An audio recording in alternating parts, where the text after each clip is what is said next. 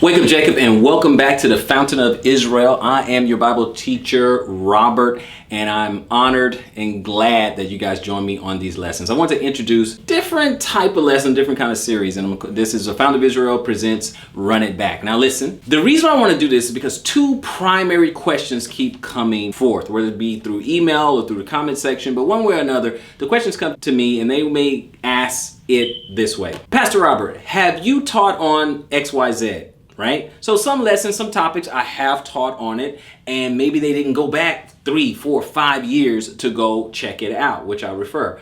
Now, the other question is, if someone is brand new, they want to know where to start to build a foundation or something like that, and they'll say, okay, well, what are your thoughts on, for example, the Sabbath day or the dietary law, or, the feast days or anything like that. So what I want to do is I want to introduce some of those lessons to you again, maybe add a few more elements here and there, but kind of give them an idea to kind of catch up with the rest of us who've been doing this for years. Now, I won't be doing it every week, but every now and again I'll drop a run it back lesson to you. Like, for example, dietary law, Sabbath, the importance of, feast days or something like that, false prophets, things like that. Various lessons that I have taught on that hasn't really changed a whole lot. Then there are some other lessons that may sound similar, but some of the scriptures will be different, because a lot of times, as you guys see, one of the main things I do is I keep my lessons within an hour. I try to have it scripture packed, and I try to keep it down under an hour time frame. It's kind of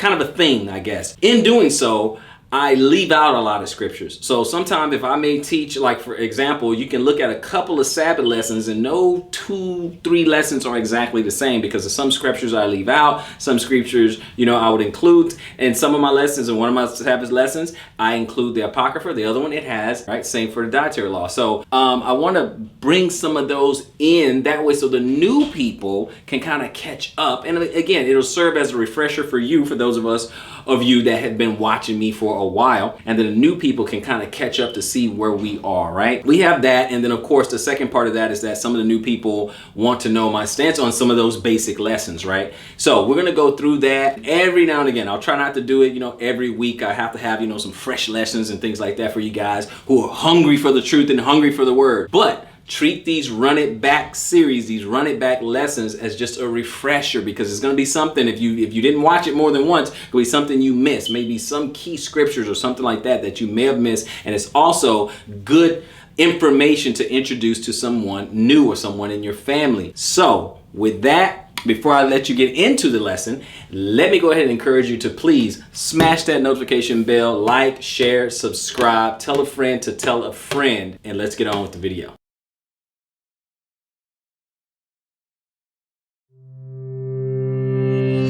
Hello, I'm Jamie Jackson, spokesman for the Master's Seminary, and have the great privilege of being joined once again by Dr. Nate Busenitz. So we talked a while ago about blood moons. Let's talk about full moons and Halloween. Should Christians and can Christians celebrate Halloween? Yeah, with Halloween right around the corner, that's a question that a lot of Christians are thinking about this time of year. And some would go back and look at the history of where Halloween comes from, and they would note that there are some pagan influences in some of the traditions that have become associated with Halloween. But I think in American culture, Halloween has really become more of a secular holiday. It doesn't really have those religious overtones anymore. In terms of how Christians think about how and even if they should participate in Halloween, I think there's a couple principles that they need to keep in mind. First and foremost, they need to avoid anything that smacks of that which would be demonic or immodest, anything that smacks of debauchery or sexual perversion, immorality. These are things that Christians need to avoid. And there are some in our culture who try and use Halloween as an opportunity to celebrate those deeds of darkness. I think that's what Paul is talking about, at least in part, in places like Ephesians 5. And Christians need to avoid the sinful deeds of darkness. Our job is to actually confront those things and avoid those things in our culture in order to be those who are living in a way that honors and pleases Christ. Let's look at the other side of the spectrum, because is it fair to say that this is also maybe a Christian liberty issue as well? I mean, what about those who feel maybe convicted about some of it? Well, that actually brings me to the second principle. So the first principle, anything that is overtly sinful, anything that is sinful, needs to be avoided by Christians. But there are activities associated with Halloween that are not necessarily inherently sinful. For a little child to put on an innocent costume and meet their neighbors and get some candy, the Bible doesn't specifically prohibit that kind of behavior. So it does raise a question of Christian liberty. And when we think about Christian liberty, two of the main passages that we might go to would be Romans 14 and 15 and 1 Corinthians 8 and 9, where the Apostle Paul talks about Christians eating food that was offered to idols. It's not a direct parallel to Halloween, but certainly the principles that are in those chapters would apply to something like this. And I think there's maybe three basic principles there, maybe more, but three that I want to mention that are very important. And I'll phrase them in the form of questions. Number one, is this activity something that dishonors Christ? That's a question that Christians need to ask. 1 Corinthians 10:31, whether you eat or drink, whatever you do, do all for the glory of God. So can I glorify God in doing this activity? That's the positive way of stating it. Or on the negative side, does this activity actually dishonor the Lord in some way? If it does, then Christians ought to avoid it. Then a second principle or a second question is this activity something that violates my conscience? And Paul brings that principle out, especially in 1 Corinthians 8 and 9, that it is a sin to violate your conscience. So Christians should not participate in anything that violates their conscience. And then a third principle, a third question is this an activity that might cause a weaker brother to stumble? In other words, another Christian who has a more sensitive conscience than I do, if they see me doing this and then they do it themselves, will they be led into sin because they'll actually be violating theirs? So we want to be very sensitive to the consciences of others, and that's part of looking out for one another in the body of Christ. So these are the basic principles that would apply to how Christians ought to think about liberty issues, and I think Halloween would be one that would fit under that category. What you just said is one of the most insanely idiotic things I have ever heard. At no point in your rambling, incoherent response were you even close to anything that could be considered a rational thought. Everyone in this room is now dumber for having listened to it.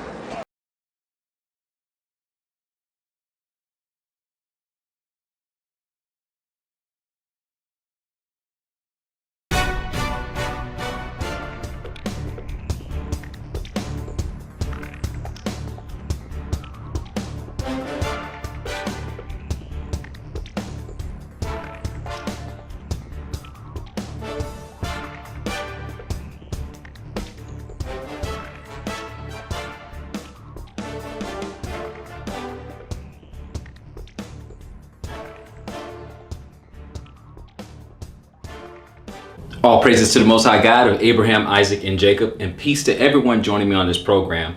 This is the Fountain of Israel's Bible Studies program, and as always, it's an honor for me to stand before you on the Lord's holy Sabbath day. Now with that, we're going to jump into this lesson, which is called Folly Days. Yes, it is that time again. We just come off of the final feast days, the Feast of Trumpets, and Atonement, and Tabernacles, and the 8th day, and now you know what season we're moving into, right? It's the season of the heathen. This is not for us or the children of Israel. I know it's a shadow of our former life, for most of us anyway, but we still have those who are lost and still running around and celebrating pagan holidays. Now again, this is not one of those times where you need to go out and just beat people over the head and things like that. Obviously, those who have ears to hear will listen, and those who will not, hey, the choice is theirs, right? So again, we're gonna address some of the upcoming man-made holidays, and we're gonna look at some of their origins. I mean, I know when I was growing up, speaking only for myself, that it was never explained to me what we're doing. What is Halloween? What is that? Okay, why are we doing it? Now, we did celebrate it, don't get me wrong, but we didn't get any origins. We didn't get reason why. It was just tradition, right? Then, I mean, you can throw in Thanksgiving. Why are we doing that? And of course, we get the story of, the Pilgrims and the Indians having dinner and all that, and everybody sang Kumbaya and had a good time, right? At least that's what you're told when you're growing up, right? At least I was. And obviously the biggest one of them all, you have Christmas. Now, as a little kid, obviously we love Christmas, right? Why? Because, hey, there's festivities and there's food and candy and gifts. You know, it's all about us. And so we like those type of things. And then as we grow into adulthood, what do? We go into debt every year just to try to buy a bunch of gifts to people to make them happy, right? And we tell them the stories of Santa Claus and Rudolph the Red-Nosed Reindeer and Frosty the Snowman, and we hear all those type of things, right? And then we cannot forget Easter, right? We cannot forget Easter. So these are the biggest holidays in the West and really all around the world. But these are some of the biggest holidays in the West, and we never really get, well, when you were growing up before, you never really get a backstory, right? Where does it come from? What does it mean, right? So I do this particular lesson every year. I'm going to give you guys some information on each of these holidays. This may be a two-parter because there's a lot of ground to cover. So we're going to go ahead and jump into it. Now, this one is not as replete with scriptures as our normal sessions, but it is replete with information that you need to know, information you may want to share with your children, information you may want to share with a friend, you know, because a lot of times you say something to a friend or whatever, and coming from you, they don't want to believe it. Perhaps they may at least listen if it comes from somewhere else. So let's look at some of these things, right? So we know the Folly days, okay? I don't call them holidays, but the Folly days. We know it has a lot of abomination and idolatries and paganism, all right? But if you come at someone like that, you know, just a bull in a china shop, you know, a lot of people, they won't listen. So you have to, I believe that most of the time we have to have more of an academic approach. I know, judging for myself, if someone is explaining something to me, you have to come from an academic perspective, right? You can't just come emotional. I'm not really going to listen to that. You can't come just angry. I don't even know you, right? So if you're going to come with me with more of, you know, an intellectual approach to say, hey, listen, you know, this is what I find. Let's look at the evidence, things like that. I mean, the Bible says, come, let us reason together. So if you come and reason with me, I'm going to listen. So I would suggest you do the same thing when you are trying to minister to someone or trying to get information to them.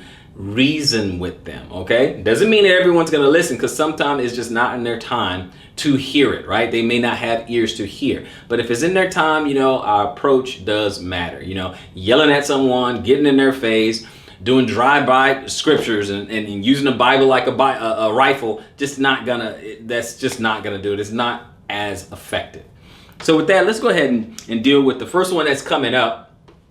Since we're you know, approaching, getting in October and approaching, we're gonna go ahead and deal with Halloween, like what it is, what it comes from. And again, these resources, you can go online, you just Google it. It can be Wikipedia, it can be the Encyclopedia Britannica, whatever resources you want to use. But my only suggestion is to look at various resources, right? Look at various ones, okay, to go ahead to see if there's some corroboration, right? You need more. It's like when you do a term paper in college, you know, you got to have multiple sources. You don't want to have just one, right? You want multiple sources to corroborate your story. So with that, Halloween or All Hallows Evening, right? So we're going to look at those.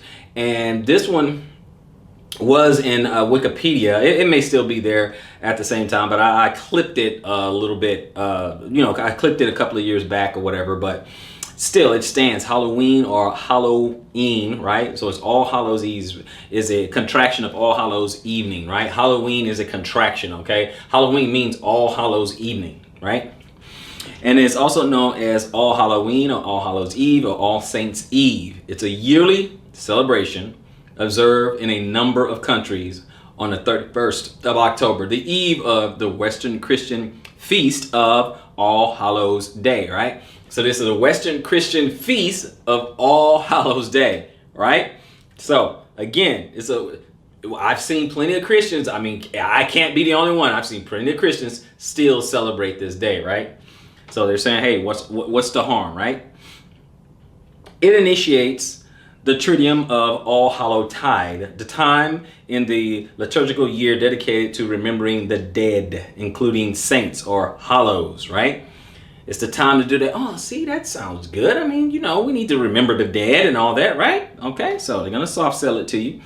the saints, the hallows, martyrs, and all the faithful departed believers. Within All Hallowtide, the traditional focus of All Hallows Eve revolves around the theme of using humor and ridicule to confront the power of death. Okay, so basically, make fun of death, right? We're talking about the origins, right? You just make fun of death. I know right now in modern day, that's not what we do. We dressed up in costumes and go around the neighborhood and trick or treat and all that. I get it, but we're gonna go to the origins. Traditions evolve over time, right?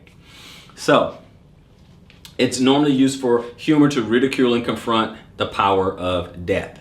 According to many scholars, All Hallows Eve is a Christianized feast initially influenced by Celtic harvest festivals. So I can tell you this, I know that I wasn't told this when I was young. Okay, I wasn't told this when I was a young lad. Okay, with possible pagan roots. Possible? How about definite? Possible pagan roots, particularly the Gaelic Samhain, right? It looks like Samhain, but Samhain, pronounced Samhain. You're going to hear that a couple of times, right?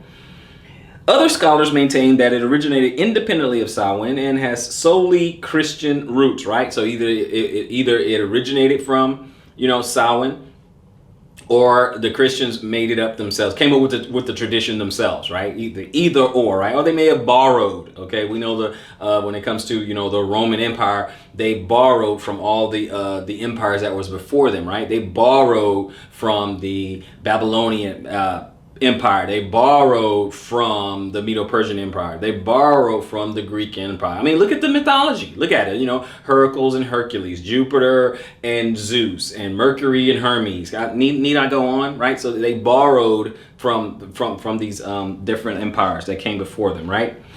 And then we have typical festive Halloween activities include trick-or-treating or the related guising, right? Trick-or-treating, guising.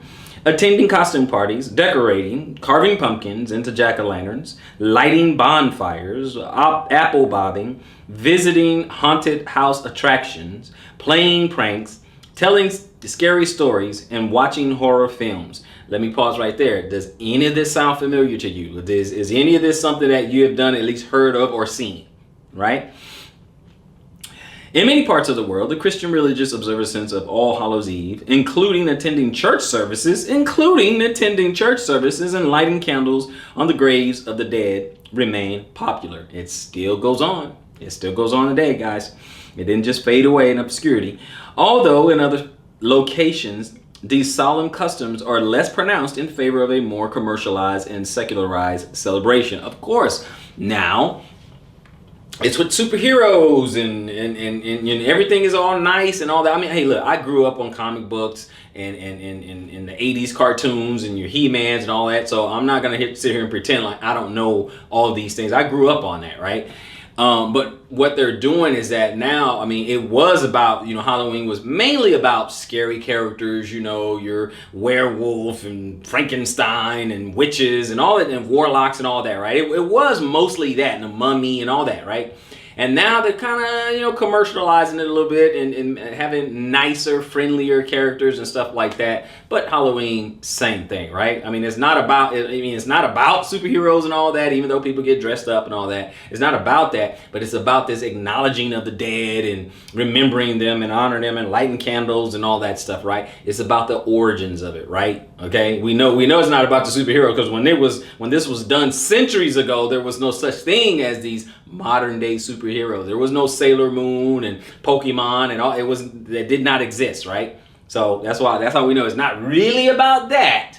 But all these scary movies all these scary characters are centuries old. Your Frankensteins and Draculas and all that, right? They're centuries old. Okay, so let's continue here. Solely Christian roots. Typical festival. Okay, we did all that. The bobbing of apples. Many parts of the world, church services, lighting candles on the graves of the dead remain popular. Okay, it's more secularized, but it says because many Western Christian denominations encourage, although no longer require, abstinence from meat on All Hallows Eve. So they used to do that. Okay, don't eat meat on Halloween. Okay, that's back then. I told you it evolves. The tradition of eating certain vegetarian foods for this vigil day developed, including the consumption of apples, so that's where you got that from, colcannon, cider, potato pancakes, and soul cakes, okay? So now you have an idea. I just want to bring you back to the origins, right? See, what you have today is just an evolution of what came before it, right? When it comes to Halloween. Okay? So, I'm going to read a little bit more here, and it says the historian Nicholas Rogers, exploring the origins of Halloween, notes that while some folklorists have detected its origins in the Roman feast of Pomona, the goddess of fruits and seeds, or in a festival of the dead called Parentalia, it is more typically linked to the Celtic festival of Samhain, which comes from the Old Irish for summer's end. So this is the end of summer. You're going into the fall, right? And again, like here in the West, when is Halloween? In the fall, right? Is the end of October, right? So for us, the summer is over, right? Okay. It says Samhain, right? Samhain is like, it's spelled Samhain, right? But it is pronounced Sowin, Samhain, right? Samhain. Okay, so Samhain was the first and most important of the 4 quarter days in the medieval Gaelic calendar and was celebrated in Ireland, Scotland, and the Isles of Man. It was held on or about the 31st of October, right? Or November 1st, okay? The 31st to November 1st, right? And kindred festivals were held at the same time of the year by the Brittonic Celts. For example, Calan Gate, or in Wales, of Calan Gaeaf in Cornwall, and Calan Goan in Brittany, okay? I don't know all these Gaelic titles, right? But Samhain and Calan Gate are mentioned in some of the earliest Irish and Welsh literature. The names have been used by historians to refer to Celtic Halloween customs up until the 19th century and are still the Gaelic and Welsh names for Halloween. It's still the same thing. So look at where the origins are coming from, right? This is the origins of Halloween, where it is coming from, okay? It's man-made traditions. Now, how much of this, okay, let me just ask you this before we go on. How much of this so far sounds like it comes from the Most High? How much of this is from the Bible? Like, this is what we should be doing, right? So, again, pagan roots, right? Pagan origins, pagan roots so far. Now, again, you can go and do your own research. Everybody has a little, got their fingers. Go ahead and Google and look at origins. You go, origins of Halloween, right? At least look at the first 10 entries, right? And go look, and you're going to see some corroboration, all right? I know I did when I did it, right? When I conducted a little bit of research. I just decided to pick some of these, right? There's going to be some variations, right? There's going to be some variations because it's come from different people's perspective, but all roads going to lead back to the same place, right? Samhain, okay? Samhain, we're going to look at that, okay? Which is another resource where we look at it over here. Let's see here. Okay. Samhain, okay, is a Gaelic festival marking the end of the harvest season and the beginning of winter, or the darker half of the year. It is celebrated from sunset on the 31st of October to sunset on the 1st of November, or about halfway between the autumn equinox and the winter solstice. It is one of the 4 Gaelic seasonal festivals, along with Imbolc, Beltane, in Luke Nassag, okay? I probably said that all wrong. Historically, it was widely observed throughout Ireland, Scotland, and the Isle of Man, which we read earlier. And kindred festivals are held at the same time of the year. Gaelic islands, for example, the Baltonic Galan, and we read that. And then it says Samhain is mentioned in some of the earliest Irish literature and is known to have pre-Christian roots, which means it came first. And so Christian just copied off of it, but we know Christianity comes from Rome, and we already know Rome, as I said earlier, borrow from all these other cultures, right? Borrow from these other traditions, borrow from these other cultures, and say, hey, yeah, I like that. With Rome, it's a cafeteria plan. If they like what you're doing, they're gonna adopt it, right? So let's just keep that in mind. Most important events in Irish mythology Irish mythology happened or began on Samhain. It was the time when cattle were brought back down for the summer pastures and when livestock was slaughtered for the winter. As at Beltane, special bonfires were lit. These were deemed to have protective and cleansing powers, and there were rituals involving them.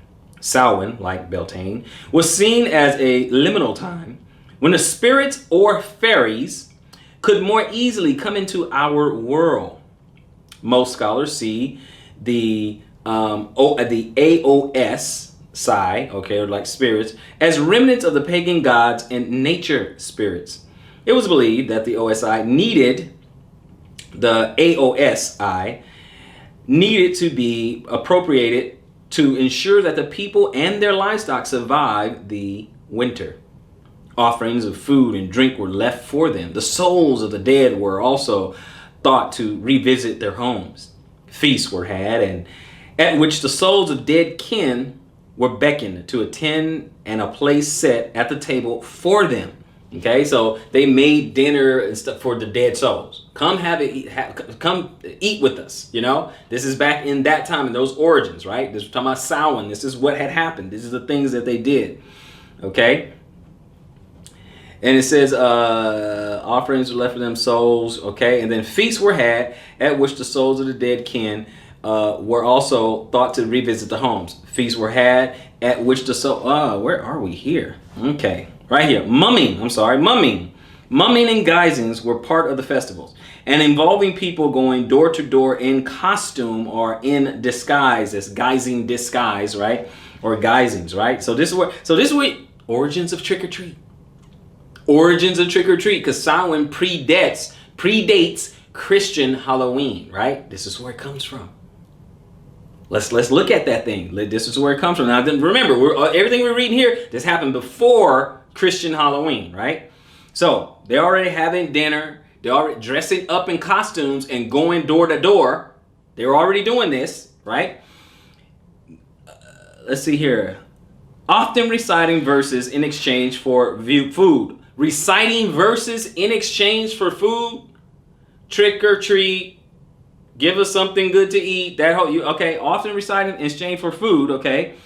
The costumes may have been a way of imitating or disguising oneself from the AOS psi, right? Spirits, right? Divination rituals were also a big part of the festival and often involved nuts and apples. Okay. Divination rituals. Okay. Talking to the dead. Are we supposed to do that? This is what's happening, right? This is what's going on. Do we have a rule about talking to the dead, right? Do we have a rule about that? Did the first King Saul, that they said, oh yeah, he went to, was he supposed to go to the Witch of Endor? I know what he did. I'm asking you, was he supposed to do that, right? Okay. In the late 19th century, Sir John Rees and Sir James Fraser suggested that it was the Celtic New Year. And this view has been repeated by some other scholars. In the 19th century, the Roman Catholic Church shifted the date of All Saints' Day to 1st of November, while the 2nd of November later became All Souls' Day. The Roman Catholic Church, boy, they sure try to wave a mighty hand, right? They decided, okay, gonna see them come up a lot. All Saints, over time, Samhain and All Saints and All Souls merged to create the modern Halloween. See, now we get down to brass tacks, right? Historians have used the name Samhain to refer to Gaelic Halloween customs up until the 19th century. And once the 19th century hit, then we have the name change. We don't say Samhain anymore. Same thing. The Roman Catholic Church merged it and said, hey, you know what? All right, let's put this together. It's Halloween now.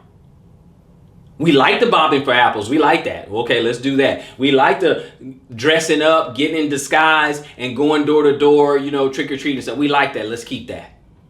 We like honoring the dead. Okay, do they not do that? Lighting candles, honoring the dead and all that, talking to those spirits and all that. They like, we're going to keep that too. Let's keep that. But we need to switch the day and, So we're not going to have Samhain and All Saints Day and All Souls Day and all that. No, Halloween. All Hallows Eve. This is what we read. This is in your history. This is what's in history, right? Let me get a little bit more. It says, since the latter 20th century, okay, now we're getting modern, Celtic neo-pagans and Wiccans have observed Samhain, or something based on it, as a religious holiday. Neo-pagans in the southern hemisphere often celebrate Samhain at the other end of the year, around April 30th, May 1st. In the southern hemisphere, the other side, okay? Guys, I mean, what can I tell you? This is what we have. This is what we're working with. This is what we have. This is Halloween. I just wanted to give you a little bit of history as to how did we get here? How did we get here? And all roads seem to be leading back to Rome. But let's continue. We're gonna go ahead and get a little bit in the Bible here. Okay, let's look at this in Revelation. I'm sorry, not Romans. Revelation 17. And let's pick it up at verse 1. Revelation 17, verse 1. Right? And it says, and there came one of the seven angels, which had the seven vials, and talked with me, saying unto me, come hither. I will show unto thee the judgment of the great whore that sitteth upon many waters, and with whom the kings of the earth have committed fornication. And the inhabitants of the earth have been made drunk with the wine of her fornication. I want you to understand something here, okay? We know that Revelation speaks in apocalyptic language. It has a lot of imagery, okay? We understand that. Let's dig up the meaning here, right? We know that John the Revelator, he didn't see didn't look at many waters. He's describing something, right? It has very poetic language, right? And sit upon great many waters, right? Many people, many languages, things like that, right? With whom the kings of the earth have committed fornication, mixed, dealt with. We know Rome do a lot of fornication. They mix and match everything. They just, we like this, we like that. Let's do this, let's do that. Everything's cool, all that. Okay, it's a free for all. You can do whatever, right? Kings of the earth have committed fornication, and the inhabitants of the earth, that would be us, have been made drunk with the wine of her fornication, right? We get into it, we don't think it's no big deal, and if anybody come, okay, talking about us back before coming into the truth, before our awakening, anybody tell us, hey, you go, like, what are you talking about? It's Halloween, it's harmless, it's nothing, it's Halloween, it's cool, what are you talking about? Kids have fun, trick or treat, candy, and all that. Of course, then you get the scary stuff like, back in the day, you got to inspect all the candy and all that. Make sure there's no needles and razor blades and apples and all that other stuff, right? Sick, demented type stuff. So how about we just sign out, don't do any of that?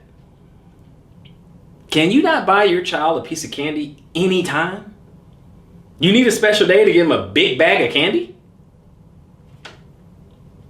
You see? So let's not do that. Let's not do that. There's no need for us to actually have to do. See, this is what I'm talking about when we were blind, right? When we didn't know anything. Now watch this over in verse 3. It says, so he carried me away in the spirit into the wilderness, and I saw a woman sit upon a scarlet colored beast, full of names of blasphemy, having 7 heads and 10 horns. And the woman was arrayed in purple and scarlet color, and decked with gold and precious stones and pearls, having a golden cup in her hand, full of abominations and the filthiness of her fornication. This is this mixing and matching and all the idolatry and all like I said, all the idolatry and the idols and all the abominations and everything, because everything, how many religions, when you actually look at it, you can mix all types of things in there. Just everything. You can just put it all together, mash it up together, and it's just, and that's why when he describes the beast, well, the 4 empires, right? When he describes Babylon and he gives that, an animal, and he talks Medo-Persian, like a bear and all that, and the Greeks like a leopard, and then the Roman, you can't really, it's like, it has this head, that tail, and this body, and all, because it mixes everything together. It did it with history, tradition, rulership. It'll come change times and laws. Oh, it just changes everything. Are we starting to understand? Are we getting it? It changes everything. I just have my little alfalfa right there. You're gonna have to forgive it. I'm in that beginning stage of these of these locks, so you're gonna have to just ignore it. So Revelation 18, right? Revelation 18, and I just want to read verse 3. Revelation 18, verse 3, and it says, "For all nations have drunk of the wine of the wrath of her fornication, and the kings of the earth have committed fornication with her, and the merchants of the earth are waxed rich through the abundance of her delicacies," right? Everyone benefits. Just do this, just do that. Everyone benefits. Think about this. I want you to think about this for a second, in case you're wondering how it happens. You have a lot, well, I'm gonna speak for myself, because a lot of people say, man, you're speaking very presumptuously, right? I can't speak for your experience. I know what I hear when people talk to me, I know that.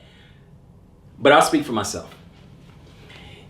When I was going to Sunday church, and I've been to a number of them, just so you know, I've been to a number of them. I've been to Southern Baptist. I've been to Baptist. Been to Baptist and 10 churches. First Baptist, Second Baptist, this, right?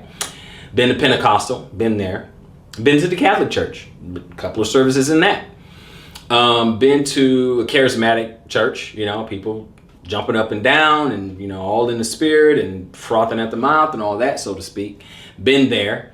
Did a lot of church hopping, right? Non-denominational was probably the biggest one, you know, with the longest I attended. But I did a lot of them, right? I went to a couple of Presbyterian services.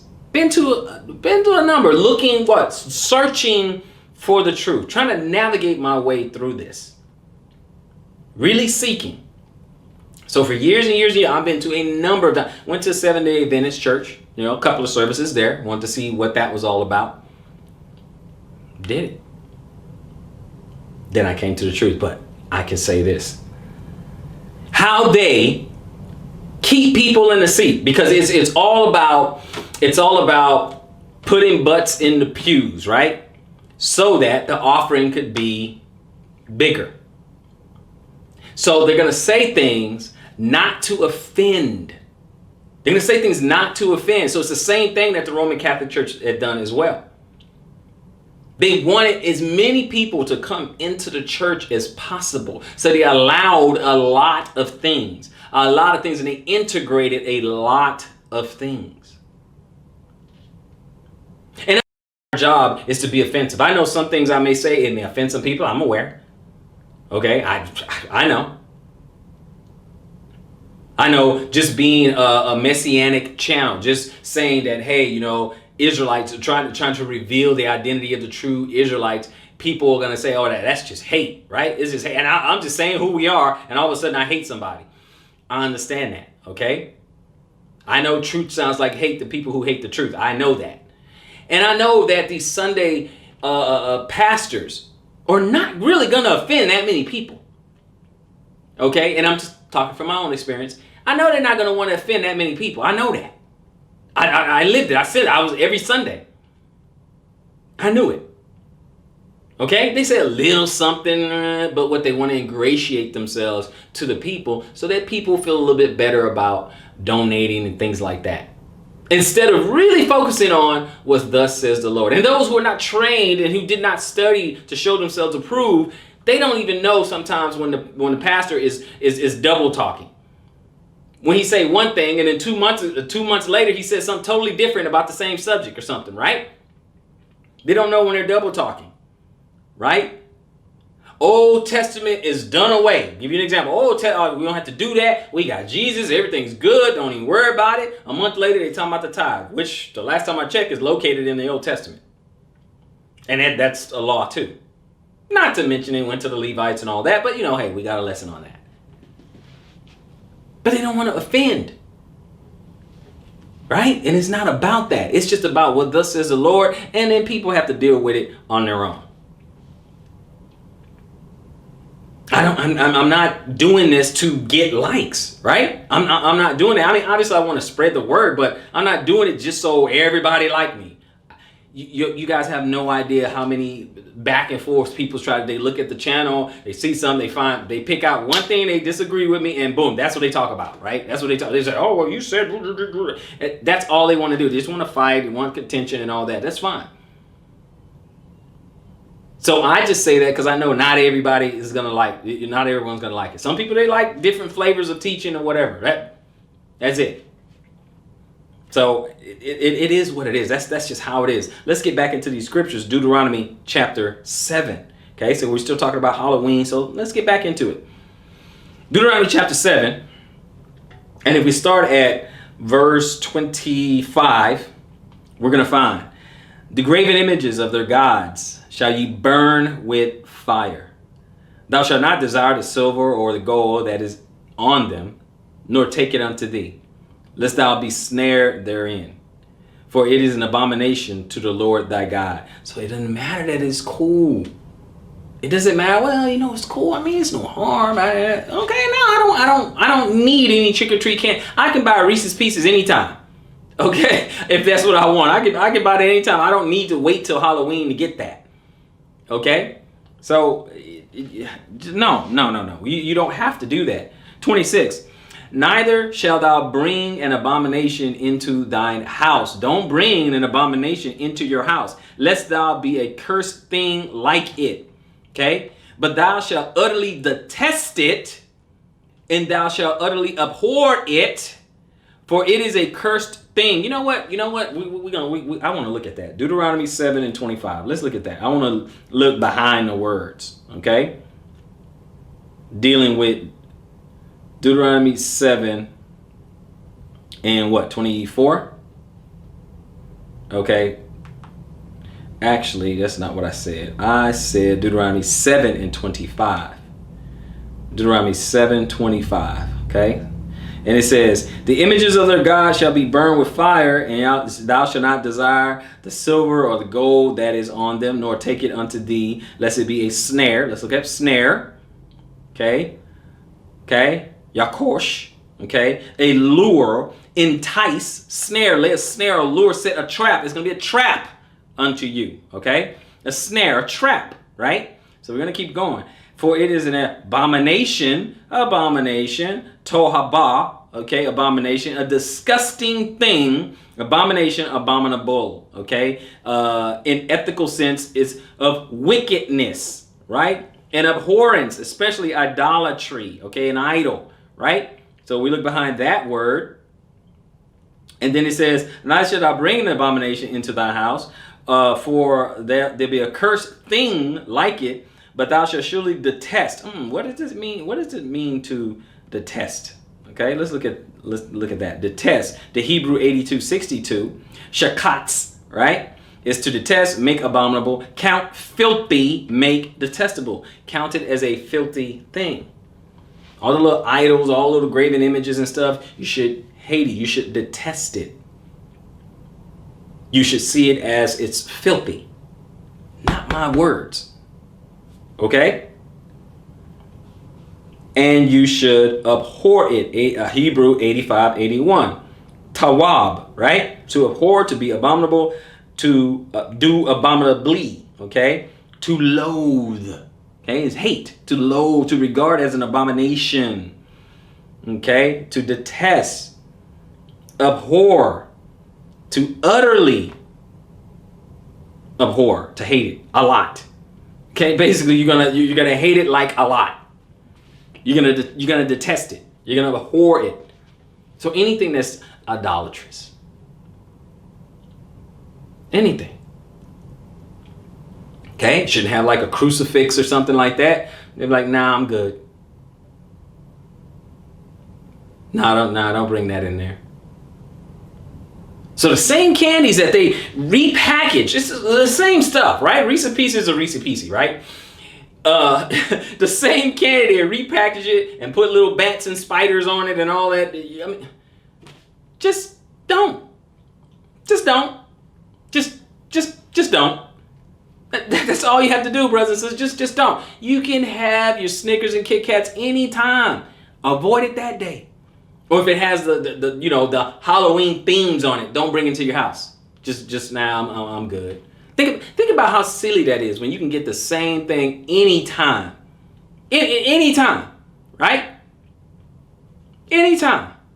You can't find it, you can probably find it on the internet. Well, they only have this at this time of the year and all that. I mean, is it really that important to you? Come give me a break. Is it really that important to you? And then you can find it. You can get it from a store. You can go on the internet, stuff like that. I mean, there was this big, I guess it's kind of a throwback, right? Like kind of a retro candy store out where, well, not close to me, but 45 minutes away or whatever. Big retro. I mean, candies from that I didn't even think they made anymore, right? And I'm not even that big. It's like a candy museum. I'm not really even that big on candy. But my point is that they have candies I thought was long stop in, not being in production anymore, right? So you can probably find it just anywhere. But I digress. Let's get back into this word. Let's get back in there, right? Treat it like a cursed thing. Deuteronomy 18, if you will. Deuteronomy 18. And I'll pick it up at verse 9. 18 and 9 of Deuteronomy, it says, "And when thou art come into the land which the Lord thy God giveth thee, thou shalt not learn to do after the abomination of those nations," right? Don't forget about Halloween, right? Don't learn after that. "There shall not be found among you any one that maketh his son or his daughter to pass through the fire, or that uses divinations, or an observer of times," okay, all these, this astrology and all this other stuff, okay, nope, "or an enchanter or a witch," okay, palm readers and all that, you see that, you go to New Orleans, you can dime a dozen, right, okay, "or a charmer, or a consulter of familiar spirits, or a wizard, or a necromancer." Now, we have all this in modern day. They might be called something else, right? But necromancer, a person who talks to the dead, right? People who do seances, the charmers, familiar spirits, what are they trying to do? They're trying to call up the dead, right? Same thing as the witches of Endor, okay? We keep trying to make it something that's, spooky and doesn't exist. No, it still exists. You have that. You have tarot card readers, you got palm readers, you got people still looking in crystal balls and all that. You got people who, messing with, your chakras and all that other stuff, in Hindu. We got all that. People I'm getting a message from the other side. You have all that, okay? It says, don't bother with them, right? So 11, "or a charmer, or a consulter with familiar spirits, or a wizard, or a necromancer. For all that do these things are an abomination unto the Lord." So these people are no good. You're dealing with someone who is an abomination unto the Lord. "And because of these abominations, the Lord thy God does drive them out from among thee." He gets rid of them, right? And these same type people exist today. Like I said, I know what the first king, I know what Saul did. I know what King Saul did, but was he supposed to do that? I mean, that's how you really respond to people, right? Because some people may throw that, King Saul, okay, but he wasn't supposed to do that. He wasn't supposed to go to the witch Endor and call up the dead. Or he wasn't supposed to do that, okay? Deuteronomy 31. Okay? Deuteronomy 31. And let's pick it up at verse 14. It said, "And the Lord said unto Moses, Behold, thy days approach that thou must die. Call Joshua and present yourselves in the tabernacle of the congregation, that I may give him a charge." And Moses and Joshua went and presented themselves in the tabernacle of the congregation. And the Lord appeared in the tabernacle in a pillar of a cloud. And the pillar of the cloud stood over the door of the tabernacles. And the Lord said unto Moses, Behold, thou shalt sleep with thy fathers, and this people will rise up and go a-whoring after the gods of the strangers of the land, whether they go to be among them, and I will forsake and will forsake me, and break my covenant which I have made with them. Then my anger shall be kindled against them in that day, and I will forsake them. And I will hide my face from them, and they should be devoured, and many evils and troubles shall befall them. So that they will say in that day, Are not these evils come upon us because our God is not among us, right? So they're gonna sit they're gonna sit up there, blame God, not keeping in mind that they're the ones who's gonna break the covenant, right? 18. And I will surely hide my face in that day from all the evils which they shall have wrought, right? In that they are turned unto other gods. So he's telling you the reason why he's going to do it. He's telling you this is why I'm going to do it, because you about to go and serve other gods. And he's telling Moses and Joshua. He's letting Moses and Joshua know, listen, Moses, you're going to die. When you die, this people, they're going to go whoring after other gods, after the inhabitants of the land. They're going to do their own thing because it's going to look new and shiny. It's a new God. Oh, look how they worship their God. Let's try that. And he said, I'm going to have to punish them for it. And then when I punish them, they're going to be like, well, God's not with us. God's not with us. Why he leave us? Okay. Now, continuing in 19, he said, now therefore write ye this song for you and teach it to the children of Israel. Put it in their mouths, that this song may be a witness for me against the children of Israel. Right. So you can read on, and he teaches them a song, so they can remember exactly what happened and why why the Most High did what he did. And why they're getting punished and all this other stuff. Trying to bring them back to remembrance. Trying to bring them back all these times. They are already going to break the covenant. I'm just telling you now, they're going to break the covenant, right? So let's go on over to Judges. Now we know, you can read the book of Joshua. That's when Joshua took over from Moses and stuff. And then we already know, you look at the book of Judges. Oh, they just went hog wild. They were worse than some teenagers on spring break. They went hog wild. Okay, it was nuts. Okay, it was just complete nuts. Okay, read Judges every so often, they go whoring after other gods, and the anger of the Lord was kindled against them. Let's go to Judges. Let's go on over to Judges, right? Let's go to Judges. Okay, I'm gonna start at Judges chapter 2, right? Judges chapter 2, and I'm going to start at verse 10. Okay? And also all the congregation were gathered unto their fathers, and there arose another generation after them, which knew not the Lord, nor yet the works which he had done for Israel, which is why it's important for us to teach our children the ways of the Lord, right? Some of them will depart, some of them are going to stick with it. And the children of Israel did evil in the sight of the Lord, and served Baalim.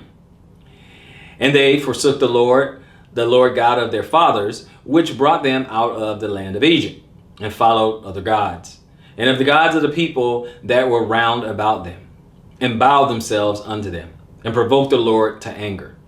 And they forsook the Lord, and served Baal and Ashtaroth. And the anger of the Lord was hot against Israel, and he delivered them into the hands of spoilers that spoiled them. And he sold them into the hands of their enemies round about, so that they could not any longer stand before their enemies. So he made them lose. When they went into battle, or another nation attacked them, the Most High made sure that they lost. Okay? Whithersoever they went out, the hand of the Lord was against them for evil, as the Lord had said, and as the Lord had sworn unto them, and they were greatly distress. So this is what the Lord was telling Moses, when you die, this is what's going to happen. And then we're looking at it play out, right? And then it says, let's see, if the enemies were to go out against them, the Lord sworn unto them, and they were greatly distressed, right? They were in big trouble, right?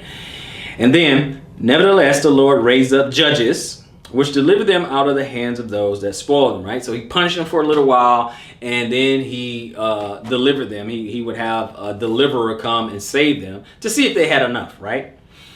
And yet they would not hearken unto their judges, but they went a-whoring after other gods, and bowed themselves unto them.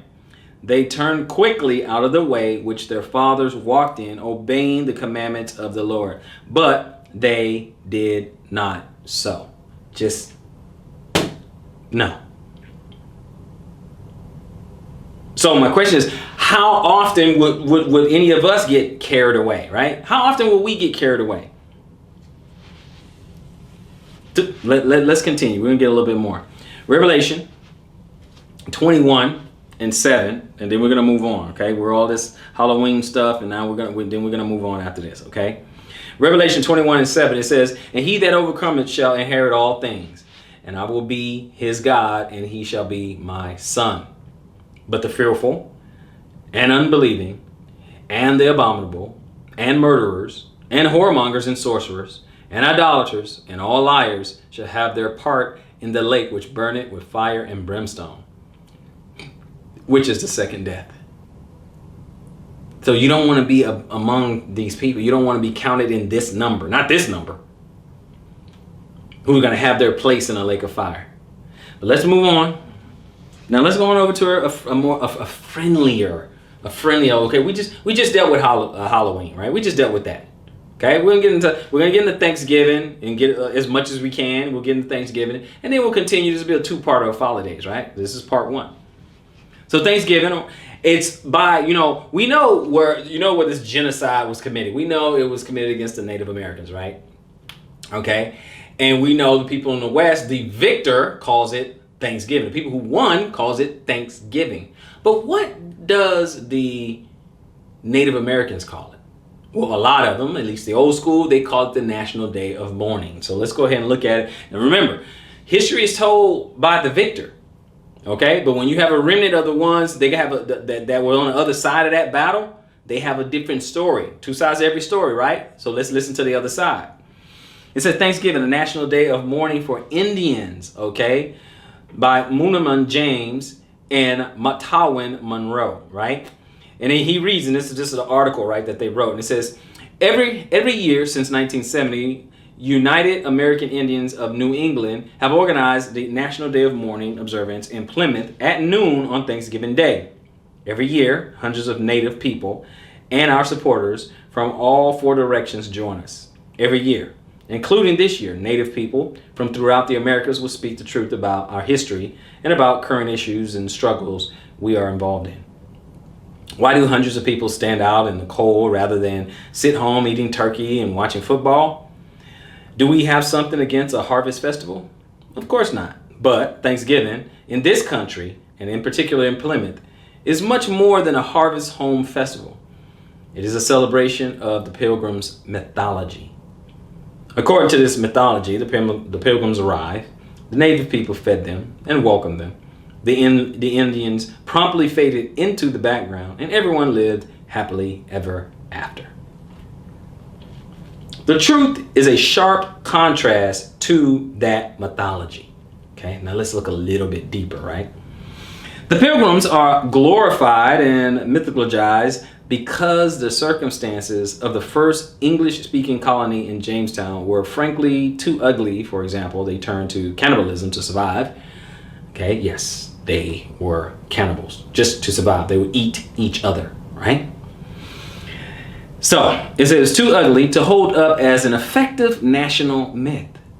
The Pilgrims did not find an empty land any more than Columbus discovered anything.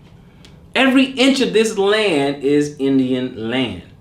The Pilgrims, who did not even call themselves Pilgrims, did not come here seeking religious freedom. They already had that in Holland. They came here as part of a commercial venture. They introduced sexism, racism, anti-lesbian and gay bigotry, jails, and the class system to these shores.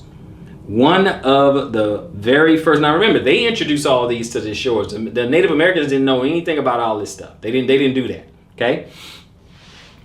To the shores. One of the very first things they did when they arrived on Cape Cod, before they even made it to Plymouth, was to rob Wampanoag graves at Cornhill and steal as much of the Indians' winter provisions of corn and beans as they were able to carry.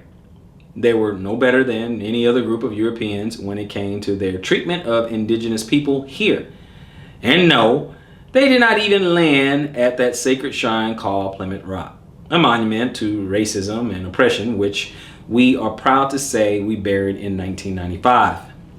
The first official day of Thanksgiving was proclaimed in 1637 by Governor Winthrop.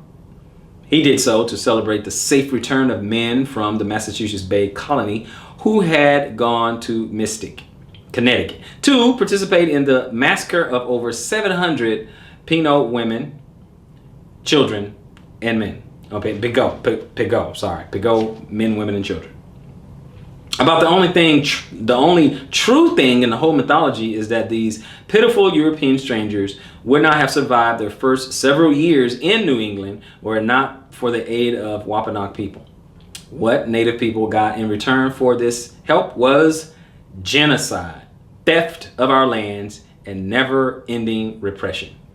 We are treated either as quaint relics from the past or are, to most people, virtually invisible. See, this is just something from the other side, right? This is from the native peoples, from their perspective. This is from their perspective. This is the other side. No matter how thin the pancake, is still two sides. Let's keep that in mind. Okay, we're going to read a little bit more, okay? Okay, and if you want to find the article was at the website is uaine.org, okay? uaine.org, in case you want to read this this particular article, right? But let's get a little bit more right here. Say, can we give thanks for the fact that on many reservations, unemployment rates surpass 50%? Our life expectancies are much lower. Our infant mortality and teen suicide rates much higher than those of white Americans. Racist stereotypes of Native Americans, such as those perpetuated by the Cleveland Indians, the Atlanta Braves, the countless local and national sports teams persist. Every single one of the more than 350 treaties that the Native nations signed has been broken by the U.S. government. The bipartisan budget cuts have severely reduced educational opportunities for Native youth, and the development of new housing on reservations has caused deadly cutbacks in healthcare and other necessary services. Are we to give thanks for being treated as unwelcome in our own country? Or perhaps we are expected to give thanks for the war that is being waged by the Mexican government against indigenous peoples there, with the military aid of the U.S. in the form of helicopters and other equipment. When the descendants of the Aztec, Maya, and Inca flee to the U.S., the descendants of the wash ashore pilgrims term them illegal aliens and hunt them down. We object to the Pilgrim's Progress Parade and to what goes on in Plymouth because they are making millions of tourist dollars every year from the false pilgrim mythology. That money is being made off the backs of our slaughtered indigenous ancestors. Increasing numbers of people are seeking alternatives to such holidays as Columbus Day and Thanksgiving, and they are coming to the conclusion that if we are ever to achieve some sense of community, we must first face the truth about the history of this country and the toll that history has taken on the lives of millions of indigenous, Black, Latina, Asian, and poor and working class white people. The myth of Thanksgiving, served up with dollops of European superiority and manifest destiny, just does not work for many people in this country. As Malcolm X once said about the African American experience in America, we did not land on Plymouth Rock. Plymouth Rock landed on us. Exactly. Okay, so I gave you the website there, and then we're gonna finish up a little bit with some 1 Corinthians chapter 10. 1 Corinthians chapter 10. Let's look at this. I'm gonna start at 14. It says, "Wherefore, dearly beloved, flee idolatry." In verse 20. "But I say that the things which the Gentiles sacrifice, they sacrifice to devils and not to God." Okay, so they have their traditions. Okay, when you pay homage and you do something like you carve your turkey and you bobbing for apples and you're paying homage to that God and that religion and that culture. That's what you're doing. But he said, you know what? They sacrifice to devils and not to God. And I would not that you should have fellowship with devils. In 21. "You cannot drink the cup of the Lord and the cup of devils. You cannot be partakers of the Lord's table and of the table of devils."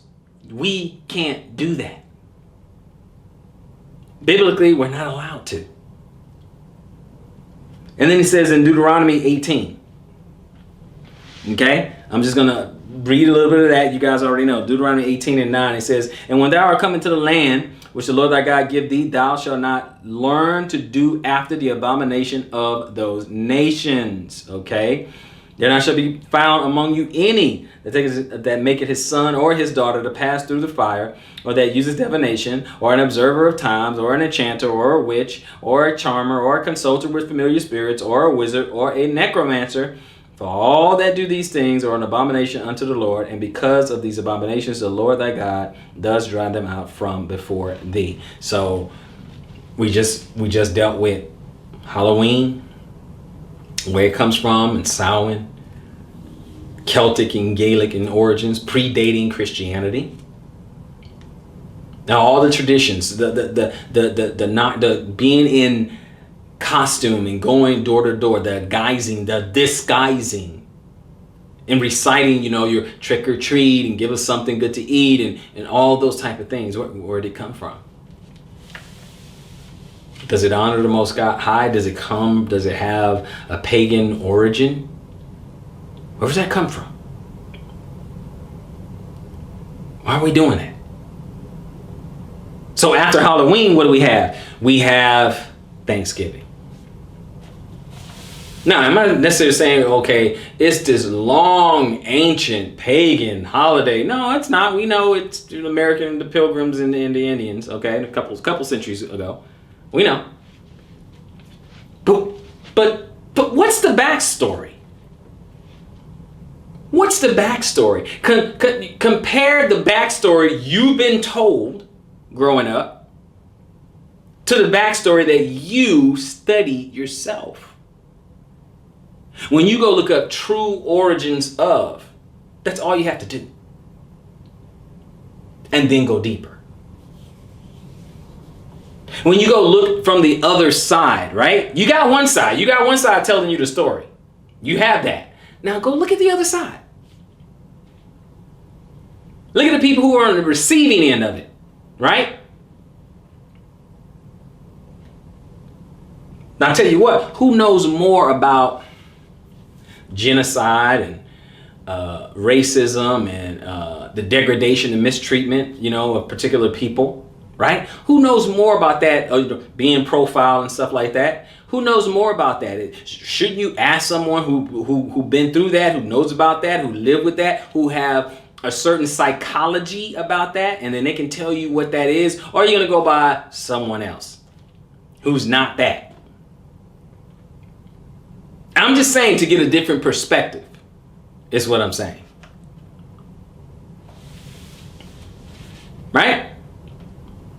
So I wouldn't go to someone, in a third world country and ask a pygmy or whatever, about the black experience, right? You don't want to do that. You don't know. So, you want to know about Thanksgiving? Go to the other side. And see if it's a day of thanksgiving and celebration for the other side. Okay, so you go find out. And if you think that it honors everybody, to eat up, gobble gobble. You do what you must. You do what you want to do. But some truth has been spoken. It's not the whole story. I can only give you a little bit. Only so much can be told in the amount of time that we have.